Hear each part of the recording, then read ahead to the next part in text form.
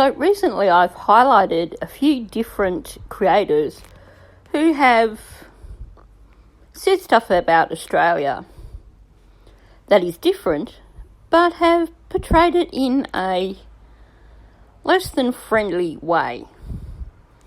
So I wanted to balance things up a bit. If you've not come across this particular channel that I'm just about to cover, I recommend going and watching their content because they're quite insightful. They're possibly a little bit older than some of the creators that I've been talking about, and they are pretty accurate a lot of the time with what they have to share. So let's jump in and look at this discussion on weird things about Australia.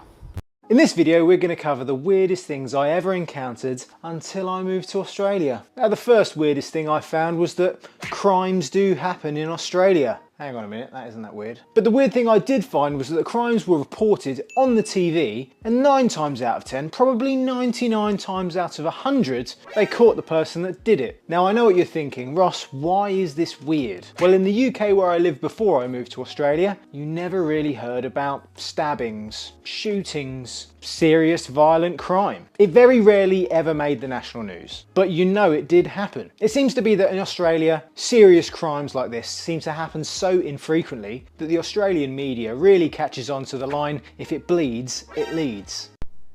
This is such a good point, and something that I as an Australian hadn't really put a huge amount of thought into. While obviously I was aware that what we see on the news in terms of crimes that occur is because they are something that is a little bit out of the ordinary, as opposed to the number of crimes that you hear about in the US and the UK. But it takes someone from another country to point out that it is because it is that such a rare thing. And yeah, you do so often hear about people being caught for these crimes.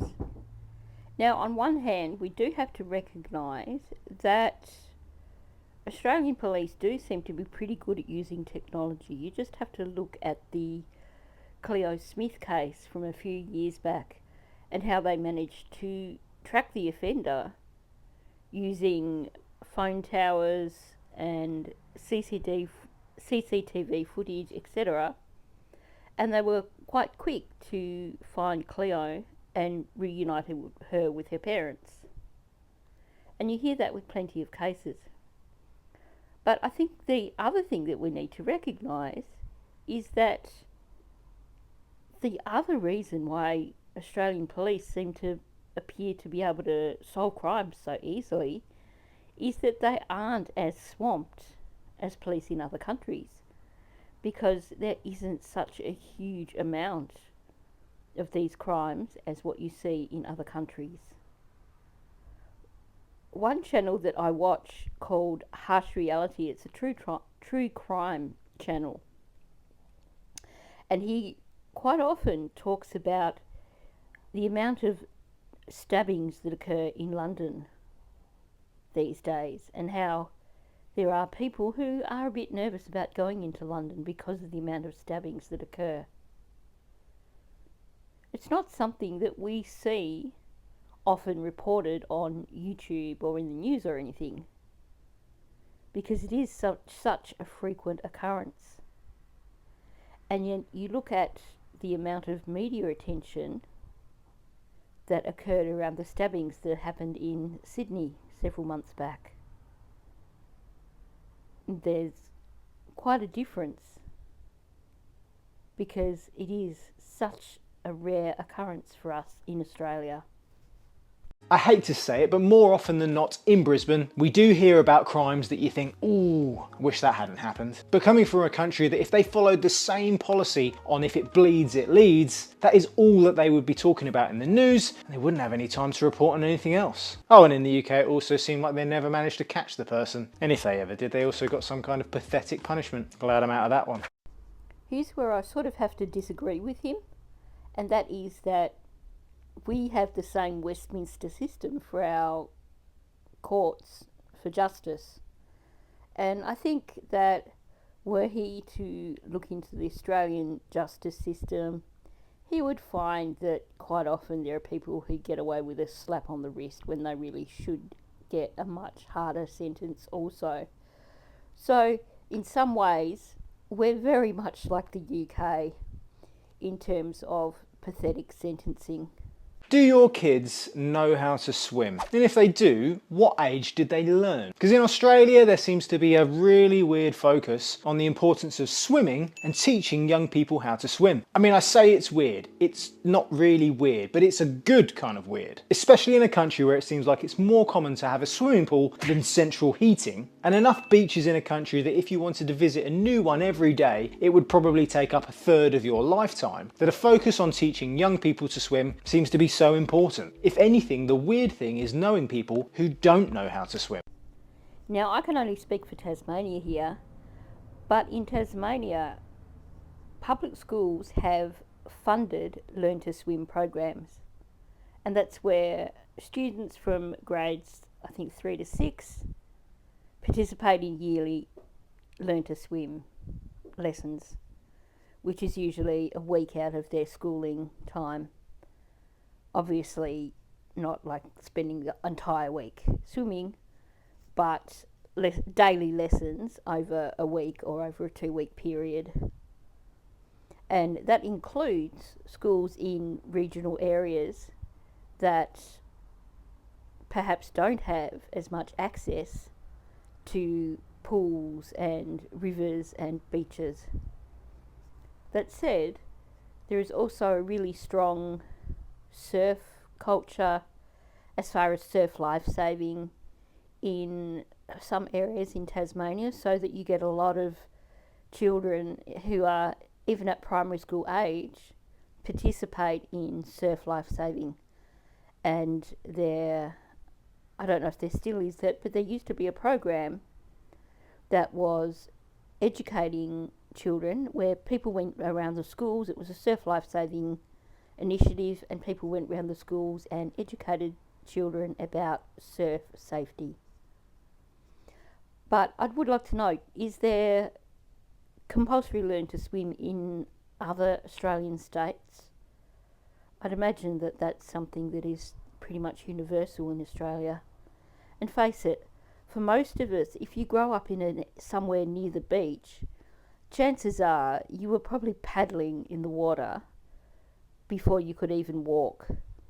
I know I have lots of friends who, when their children were itty bitty babies, were taking them to baby water appreciation sessions at particular swimming pools in the area that used to offer baby swimming classes, so to speak.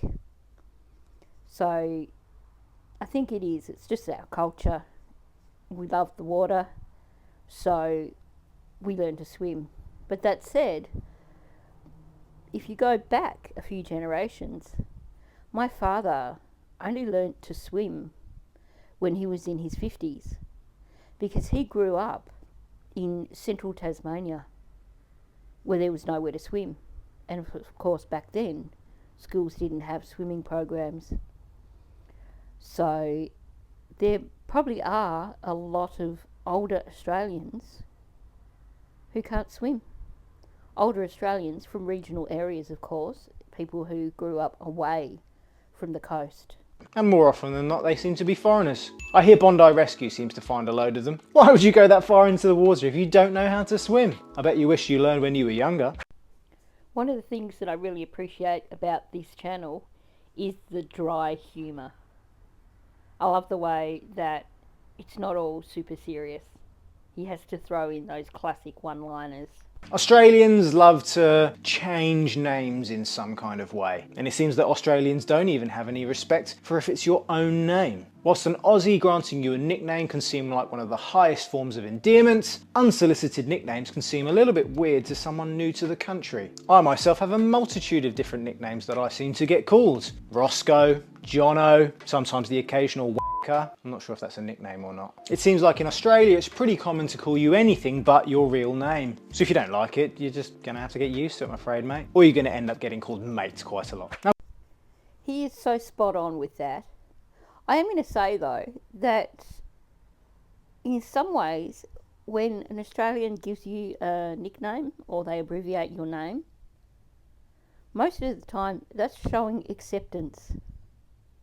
Unless of course they're taking the mickey out of you behind your back.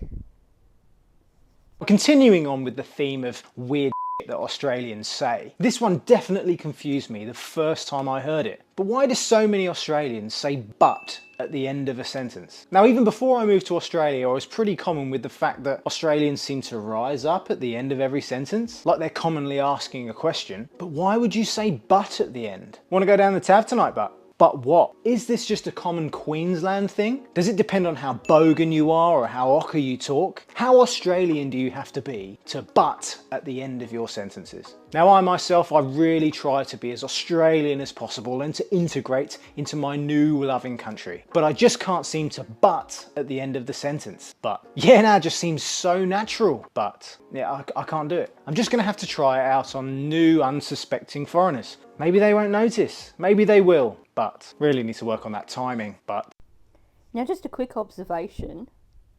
He's worrying about the fact that he can't use but at the end of a sentence. But here's the thing that I like. In the middle of it all, he used yeah, nah, without even thinking about it. So kudos for that. Now, I am going to say that you don't hear people down here in Victoria or Tassie using but at the end of a sentence. So I'd be curious to know from people from other states if you live in an area where people use but at the end of the sentence, or if, as he is suggesting, it is perhaps just a Queensland thing.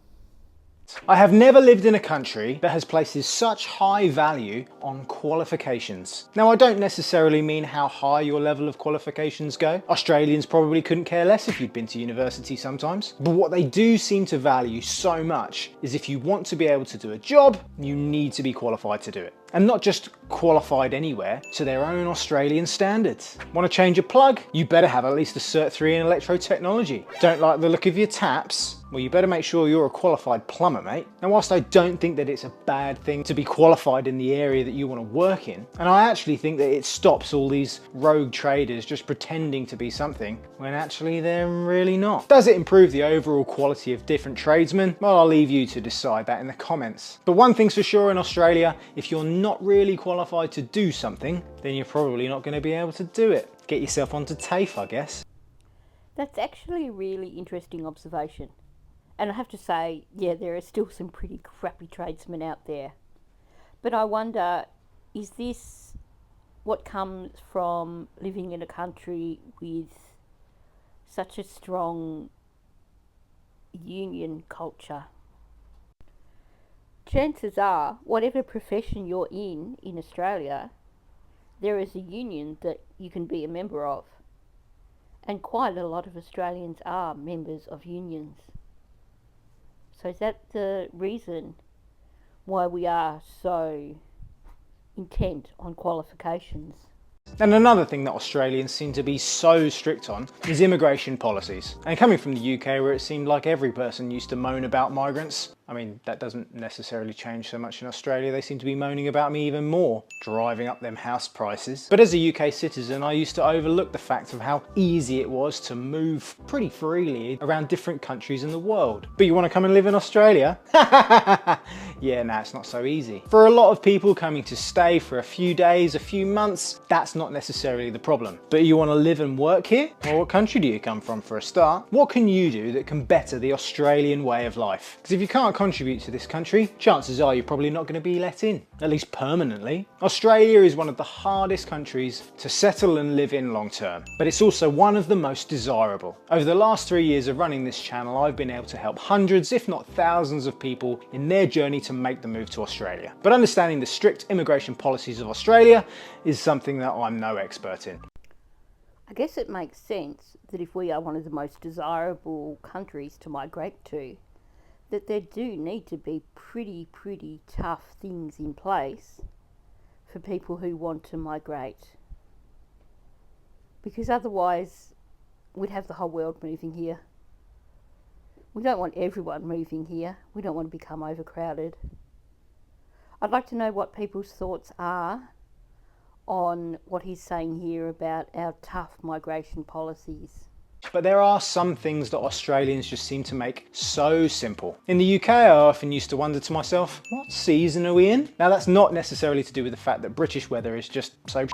The fact that you can genuinely be in one month, but the fact that it can feel like the complete seasonal opposite to the year. In Australia, seasons are simple. Summer is December through to February. The weirdly cold months are June, July and August. And yet, if you hadn't noticed already, seasons in Australia run for exactly 3 months. What? 3 months. Want to know what season you're in? Just look at the calendar, mate. And then remember which ones are which. They don't print in the calendar what season it is. That would be too easy, wouldn't it? I have to call him out on this one.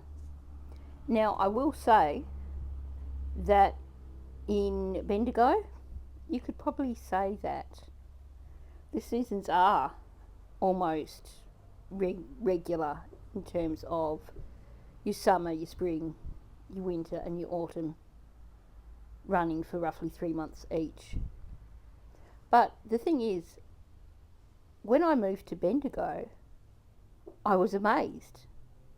I didn't know that there really was such a thing as actual spring weather.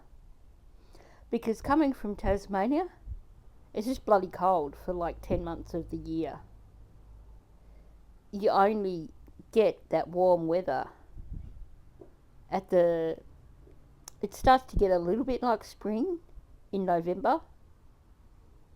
And then you might get a bit of summer, a few days of summer between January and February. But you don't get this whole thing of you hit September and suddenly it feels like spring. Nah. In Tassie, you hit September, you've still got 2 months of bloody freezing cold, dark weather.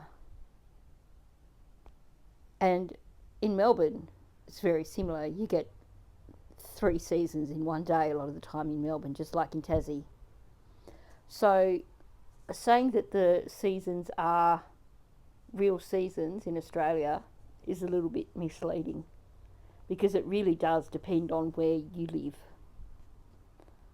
Like I said, in Bendigo, I feel like we do get real seasons, and I was surprised because I didn't know that come September you could get really nice spring weather where it was sunny and it was warm and you could put away your jumpers. But if you go to Tassie, that's just not going to happen. It's all kind of blurred in together. Most of the year is winter, with the occasional spring day here and there between maybe November and January. And then you might get nice weather up until April, and then it just goes freezing cold again. And I'm kind of surprised at the observation of Brisbane having winter, because to me, the northern areas of Australia is where you go to in winter to get away from winter weather.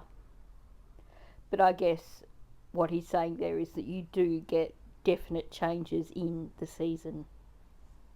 Now, when I used to live in the UK, one of the biggest problems, I know this is going to seem like first world problem, but one of the biggest problems seemed to be that when you went out for a coffee, where would you go? Which chain establishment would you love to deposit your money to in exchange for a cup of brown, sometimes hot, sometimes tasteless coffee? Buying a coffee in the UK sometimes felt a little bit like a lottery. Where are you going to get a good one? Is the coffee place that you finally found that does serve a half decent coffee overflowing with patrons so that you can't actually get a coffee in the next 30 minutes at least? Australia seems to be full of good coffee shops. Wherever you turn, even if you go to Macca's, even if you go to 7-Eleven, you can seem to get a half decent coffee almost anywhere. Having the trust that you can get a decent cup of coffee just doesn't seem to fill you with anxiety whenever you go out. Need a quick caffeine pickup? Well, there's a coffee shop. Well, there's one there. Normally both completely independent, of a reasonable price, but who really cares when 9 times out of 10 you're just ordering a flat white anyway?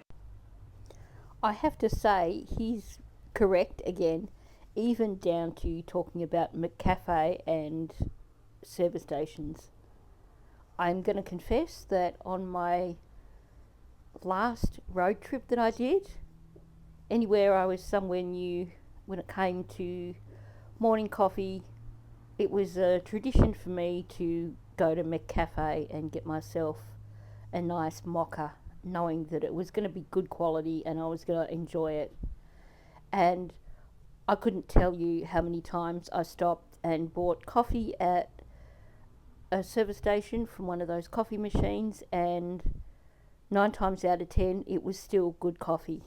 What kind of music do you listen to? Now, from myself, if I did claim what kind of taste of music I had, I'd probably say it's pretty eclectic, meaning that I enjoy most different types of music. But there was one type of music that I didn't really experience, and it felt a bit weird in Australia that it seemed so popular. I just often thought that country music was like Taylor Swift, and it turns out that in Australia, like most places of the world, Taylor Swift is also really popular. Like, that's not a problem. But I had never really been one to listen to country music. It just wasn't really a thing in the UK. I mean, you could get it on Spotify, but it wasn't really widely played on the radio. Here you've got country music festivals, country music artists playing big venues. I even have friends that pretty much all they'll listen to is country music. And no, I don't sit there wondering why we're friends. We have lots of other things in common. Do I now love country music? I mean, I wouldn't say that I'm completely converted, that I'm going to listen to it exclusively, but like the fact that you're also going to hear some weird older classics in Australia. Every now and again they're going to drop a country banger on you as well. And you know what? You're probably going to like it, especially if it's in exchange for UK drill music. What the f***ing hell is that? I've never heard of drill music, so if anyone wants to enlighten me, go ahead. Now, I'm curious, is it perhaps more of a northern thing, like a Queensland thing, to really love country music? Because to the best of my knowledge, it's not something that is super huge in Tassie and Victoria. Maybe I'm just oblivious to it, but I wouldn't say that it is something that is hugely popular. Yeah, there's music festivals everywhere in Australia, but country music, I'm not so sure. Now, in Australia, they're always going to tell you about the weird taste buds that they have. And no, this isn't anything to do with Vegemite, which is lovely, by the way. But coming from Europe, where they do often claim to have the best dips for chips and hot chips, I call them hot chips now. But what do you dip your hot chips in? And I am also not talking about chicken salt, which is also lovely, by the way. But how much of an abomination is taking sour cream and mixing it with sweet chili sauce? Now, I don't mean fully mixing them together, but I guess if you did that, it wouldn't be that much of a bad thing. But getting sour cream, topping it with sweet chili sauce, and then dipping your hot chips into them, or dipping your potato wedges in them, that's a fantastic combo. Can you imagine hot chips, chicken salt, sour cream and sweet chili sauce, washed all down with a pint of Vegemite? I mean, okay, you're not going to do the last one, but if you've never had the sweet chili and sour cream combo, did you ever wonder why there seemed to be a little bit of a hole in your heart? Then that's probably the next thing you need to try to feel a little bit more Australian. I think it's probably fair to say that this guy does fit in perfectly here in Australia. He's definitely embraced our culture. That said, I'm going to confess, I really don't like sour cream. So if I have wedges, it'll be with the sweet chili sauce, but forget the sour cream, thank you.